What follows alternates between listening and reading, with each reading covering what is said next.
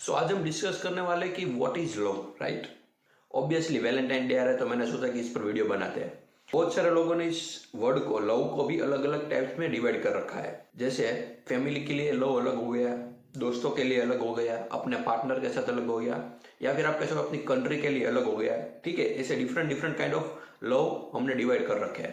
पर इन सब में भी आप देखोगे कि फॉर एग्जाम्पल अगर मैं कंट्री के लिए लेके चलूँ, कंट्री के लिए जो हमारा लव है उसके लिए, isn't it based on thought? मतलब जब हम कहते हैं कि I love my country, based on what? आपके अंदर जो इन्फॉर्मेशन फीडेड है कि मैं इस कंट्री में रहता हूँ, बचपन से मैं इस कंट्री में रहा हूँ और इसी में मेरा जन्म हुआ है, बोर्न हुआ है, इसलिए that's why I love my country. तो अगर मैं आपके अंदर से इंफॉर्मेशन निकाल दूं, फॉर एग्जाम्पल अगर आप इंडिया से हो और अगर आपके माइंड में से मैं इंफॉर्मेशन हटा दूं कि आप इंडिया में बोर्न हुए हो या फिर आप इंडिया में रह रहे हो, तो क्या आप कभी भी ये कह पाओगे कि I love my India, I love my country?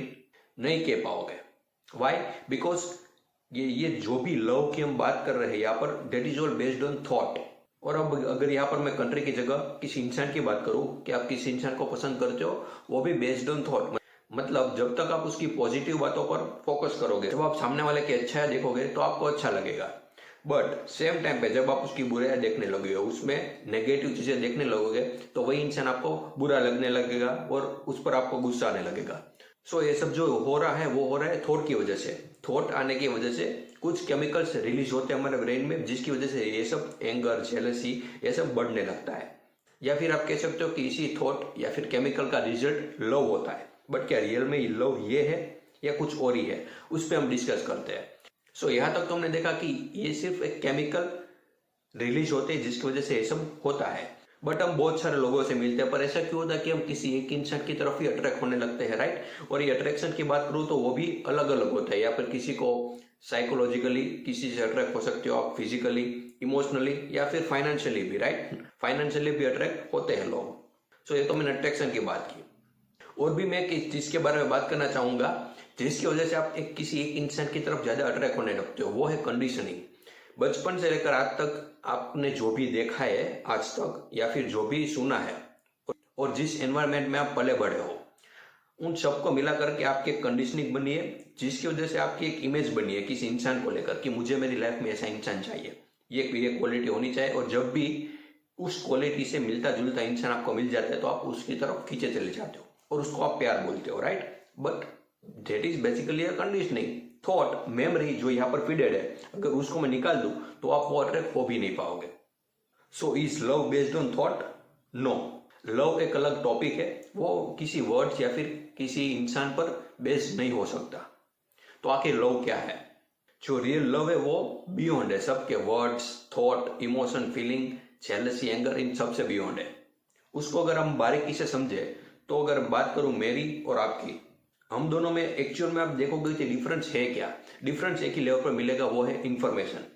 मेरी यहाँ जो इंफॉर्मेशन है वो आपकी यहाँ जो इंफॉर्मेशन है उससे अलग है, जिसकी वजह से मेरे और आपके बीच में कॉन्फ्लिक्ट हो रहा है। मैं किसी और चीज को पकड़ के बैठा हूँ, आप किसी और चीज को पकड़ के बैठे हो, और मैं कह रहा हूँ कि मैंने जो बिलीव किया है या फिर मैंने जो पकड़ के रखा है वही सही है, और आप कह रहे हो कि मैंने जो पकड़े वही सही है। हम दोनों के बीच में इसकी वजह से लड़ाई हो रही है। बाकी इंफॉर्मेशन के अलावा हमारे में कोई भी डिफरेंस नहीं है। मुझे भी सुनाई देता है, आपको भी सुनाई देता है, मैं भी देख पाता हूँ, आप भी देख पाते हो। जब मुझे कोई टच करता है तो पता लगता है, आपको भी पता लगेगा जब आपको कोई टच करेगा। तो उस लेवल पे, सेंसेस के लेवल पे सब सेम है। लेकिन प्रॉब्लम तब क्रिएट होता है जब मेमोरी, इंफॉर्मेशन या फिर कह सकते हो थॉट बीच में आता है और इंटरफियर करता है कि मैंने जो माना है वही सही है, तुमने जो माना है वो गलत है। तो यहाँ पर प्रॉब्लम क्रिएट हो रहा है। लेकिन जब आप इस मेमोरी को आउटसाइड कर देते हो, मेमोरी को हटा देते हो, फिर वहां पर जो बचेगा उसको आप चाहो तो लव बोल सकते हो। और एक बार जब मेमोरी हट गई तो सारे वर्ड्स भी हट जाएंगे, राइट। और तब ये वर्ड लव वो बोल भी नहीं पाओगे आप, क्योंकि वहां पर कोई थॉट है ही नहीं, वहां पर कोई वर्ड्स है ही नहीं। तो उसको आप चाहो तो लव कह सकते हो, राइट। और ये कोई स्टेट नहीं है, मतलब ये कोई एक्सपीरियंस नहीं है। कुछ हुआ है आपको एक्सपीरियंस, कुछ टेम्पररी, और फिर वो चला गया, आया दूसरा एक्सपीरियंस हुआ, वो चला गया। ये वो नहीं है, ये है, मतलब उसको आप क्या कह सकते हो, स्टेट भी नहीं कह सकते, एक्सपीरियंस भी नहीं कह सकते। और यहाँ पर आप देखोगे कि वर्ड्स की लिमिट आ जाती है कि हम इसको बोले तो बोले क्या।